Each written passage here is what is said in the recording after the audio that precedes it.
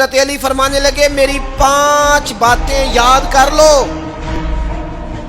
और फरमाने लगे ऊंटों पर बैठकर तलाश करने निकलोगे तो ये बातें तुम्हें मिलेंगी कहीं भी नहीं। पहली बात ये याद रखना, बंदे को उम्मीद सिर्फ अपने रब से रखनी चाहिए। तो दूसरी बात बयान करते हैं, फरमाते हैं अपने गुनाहों से डरा करो।